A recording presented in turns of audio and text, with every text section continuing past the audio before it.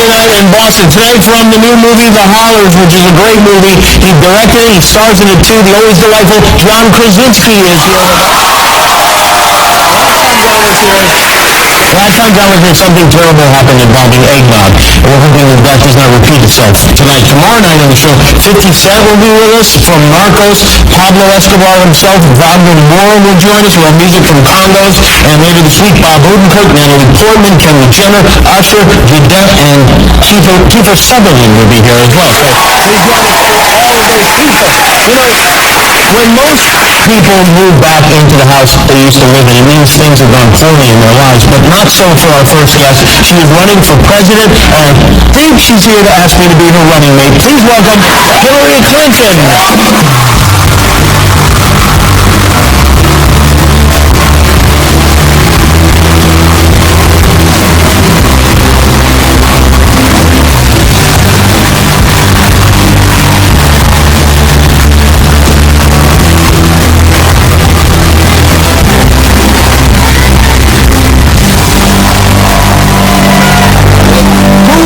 This audience would be so enthusiastic about the co-founder of ISIS. That was one of the crazier things when you hear something like that. Do you laugh? Do you think it's funny, or do you get upset, or how does it hit you? You know, it's really funny, Jimmy. I don't get upset anymore because I'd be upset all the time. So I don't get upset. I think it's crazy, but then I think, you know, this is like giving aid and comfort to the bad guys. You think so? Yes, I really do. I think there's enough evidence now that, you know, when Trump talks the way he talks, it actually helps the terrorists because they make a case, as they made with this comment. Oh, well, you know, see, Hillary Clinton, Barack Obama, they created ISIS. We heard this from Donald Trump, who's running for president, who's the Republican nominee. So I think it's crazy, but I think it's also helpful. How do you prepare for a debate with Donald Trump? I'm here to ask for your help. I might be able to fill in for him. And you prepare for the debate? You have to prepare, but I watched a lot of his debates during the primaries, and he insulted all of his opponents. He insulted all of the moderators. He insulted, I guess, about 80% of the American people and the rest of the world. And so how do you prepare for that? I think, on the one hand, it's a serious chance for Americans to tune in, and if they haven't made up their minds, to try to make up their minds. So I want to take it seriously. I want to talk about what I think we can do and how important it is. But you got to be prepared for like wacky stuff that comes at you. And I am drawing on my experience in elementary school.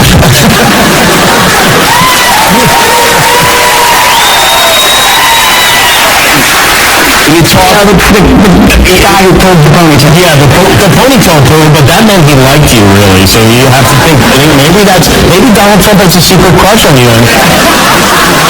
This is how great rumors get started. Speaking of rumors that have gotten started, there's now the new one is that you are unhealthy, that you had a concussion. Rudy Giuliani was on Fox News yesterday and today, and he's saying you seem to be sick, you look tired, etc., etc. Are you in good health? Well, this has become one of their themes. Here, you take my pulse while I'm talking to you. Picture on a lie. Oh my God, there's nothing there. There's nothing there. Back in October, the National Enquirer said I would be dead in 6 months. Oh, wow. So with every breath I take, I feel like it's a... You have a new lease on life. Yeah, a new lease on life. I don't know why they are saying that. I think, on the one hand, it's part of the wacky strategy. Just say all these crazy things, and maybe you can get some people to believe you.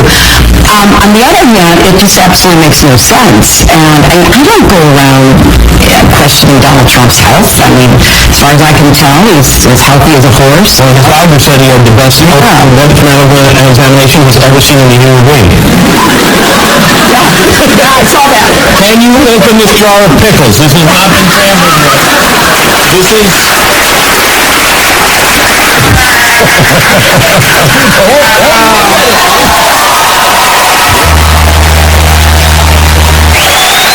big touch. That's so funny.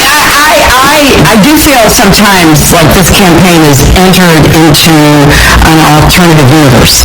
And so I'm out here talking about, hey, here's how we can create a lot more good jobs. Here's how we can help young people pay off their student debts.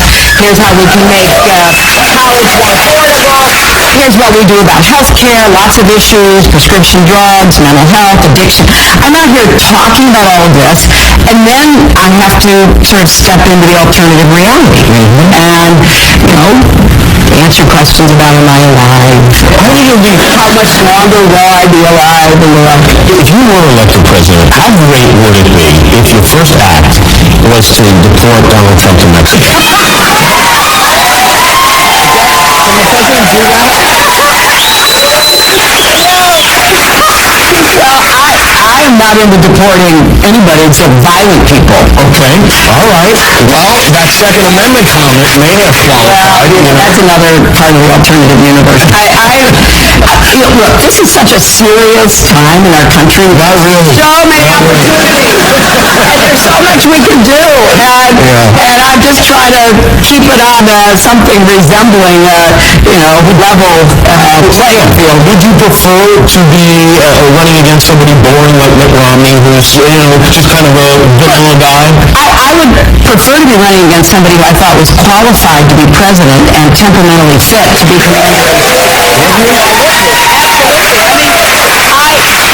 I think that, all the presidents that I have seen during my lifetime, that I've read about in history, we've had great ones, not so great ones, but I don't think we've ever been confronted with somebody who we see right now in the midst of this election is unqualified and temperamentally unfit. And so all these Republicans are endorsing me and writing letters about... Which one has surprised you the most, people on the other side who endorsed you? There have been a lot. The three people who I am very grateful to, one, Brent Scowcroft, who is one of the leaders on the Republican side in really strong, steady, calm national security and foreign policy. Hank Paulson, the Treasury Secretary, who I think convinced President Bush in doing the right thing when we were facing such a terrible financial crisis. Meg Whitman, who is a very successful chief executive, has always been a Republican. There's a long list of people like that who, it's not an easy thing for them. And I recognize that, they're putting country before party. That's what they say to me. And I think that's what we all should be doing. We're going to take a break. Hillary Clinton is here with us. We'll be right back. Krasinski is on the way.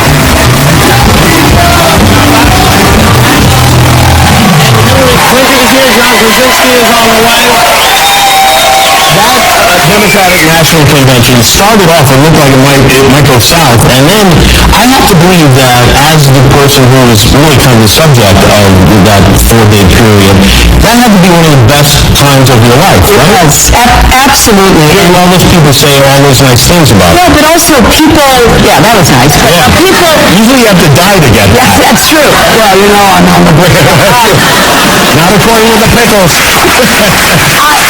I really loved the convention because it really showcased a lot of Americans who represent millions of other Americans.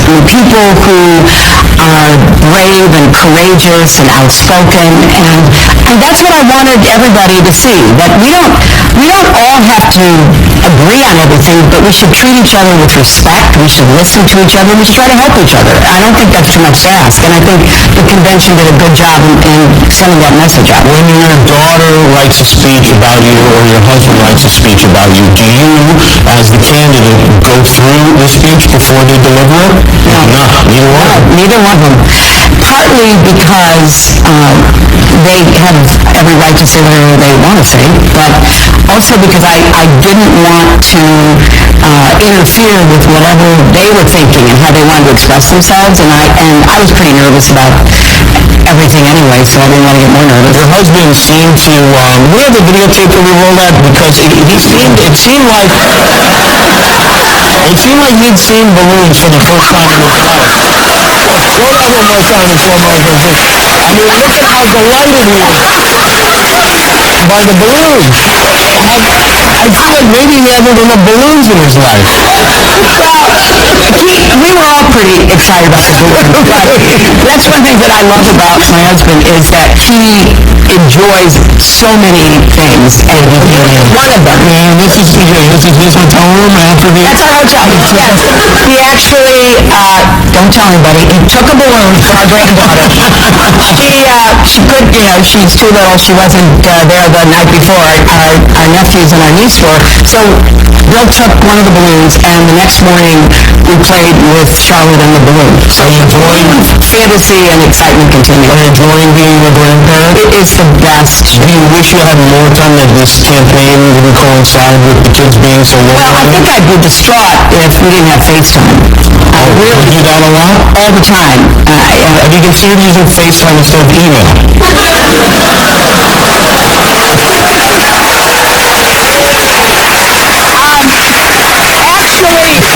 Actually, I think that's really good. Not a bad idea, it's a good idea. Well, the State Department, I actually added it up today, and the State Department said that they have to release 15,000 emails by the deadline is a couple of days before the debate. Are you concerned about that? No. I mean, I would be terrified if my emails were released. But Jimmy, my emails are so boring. Yeah. And I mean, I'm embarrassed about that. They're so boring. So we've already released, I don't know, 30,000 plus, so what's a few more? So at the end, you're not concerned that there's going to be something that Donald Trump is able to use against you, that the Republican that comes in at the last second? But he makes up stuff to use against us. So if he would stick with reality, I wouldn't have a worry in the world. Have you ever sent him an email? No. You have not? Okay, well that would be some plot twist. No, I think I have missed that opportunity. I would like to give you an opportunity. Now, we have a fishbowl, and it's got real quotes from Donald Trump, okay? Okay. And my challenge to you is, can you read these without cracking a smile, with a straight face? And these are actual quotes. We will select them randomly from this bowl.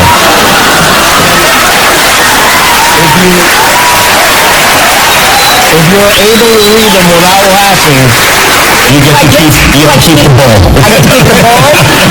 All right, so go ahead. All right, so that's kind of yucky putting your... Yeah, it's like a Halloween party or something. All right, okay. So I took a bunch. Yeah, take whatever you like. All right. Here we go. All right, these again are actual quotes. I think apologizing is a great thing, but you have to be wrong. I will absolutely apologize sometime in the hopefully distant future if I'm ever wrong. All right, well done. Well done. Profound. That's profound. Number one, I have great respect for women. I was the one that really broke the glass ceiling on behalf of women, more than anybody in the construction industry. Do you think he's talking about actual glass that he's broken, or is that a... Well, I think some of his places have glass ceilings. Oh, yeah, that's true. Yeah. Classic, Who right? knows? Okay, let me see. These are the milder ones, actually. If I were running The View, I'd fire Rosie O'Donnell. I mean, I'd look at her right in that fat, ugly face of hers. I'd say, Rosie, you're fired. That's not funny. Give one more, and we'll see if you can do it. But I mean, that's the whole deal. I mean, do you want you're fired president, or you're hired? I like a little of each. I like a combination. Okay. All right, one more. Oh, I can't read that. Oh, is it bad? I can't read it. Let me see what's right. I said if Ivanka weren't my daughter, perhaps I'd be dating her. We didn't make these up. These were real close. All right, you do get to keep the bowl. This would be nice. You can fill it with candies. We have one more segment with Hillary Clinton. John Krasinski is here too. We'll be right back.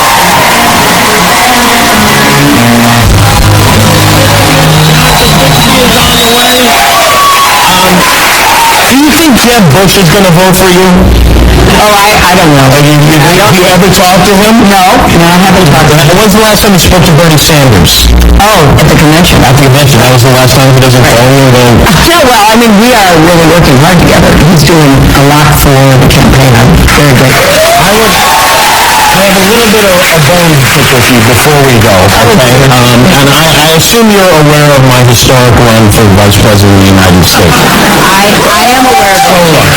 I am aware of So it. when you were deciding who your running mate would be, at any point did anyone mention my name? Was that ever entertained? Oh, I want you to know, we took you very seriously.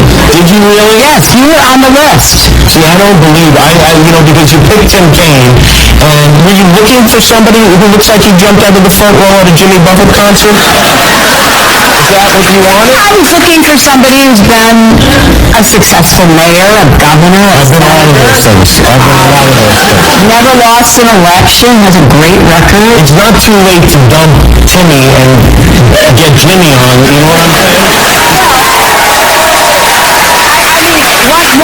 One of the advantages of that is we just have to change the first letter. I'll go with name. Tim, no problem. I was really impressed that he plays the harmonica so well. You know what? I play the harmonica. Oh, come on. Just as badly as he does. I've never seen you play the harmonica. Well, I do it in my car.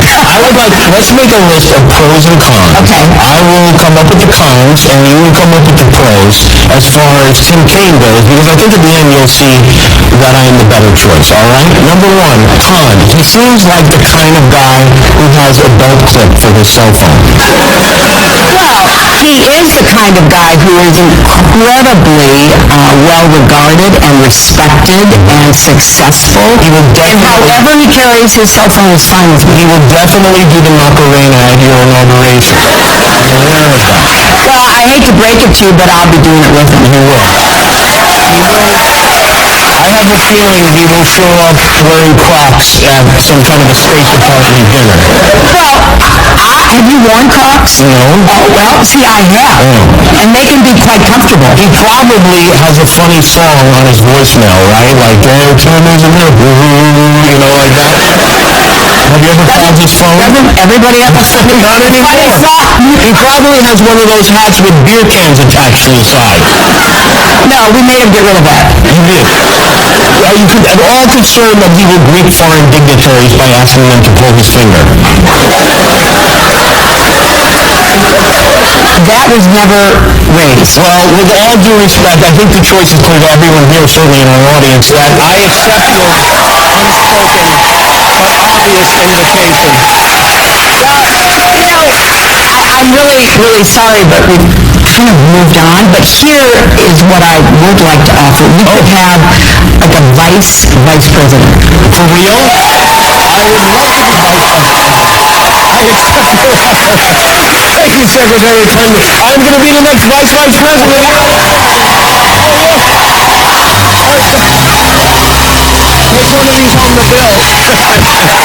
Hillary Clinton, everybody. We're right back with Joe.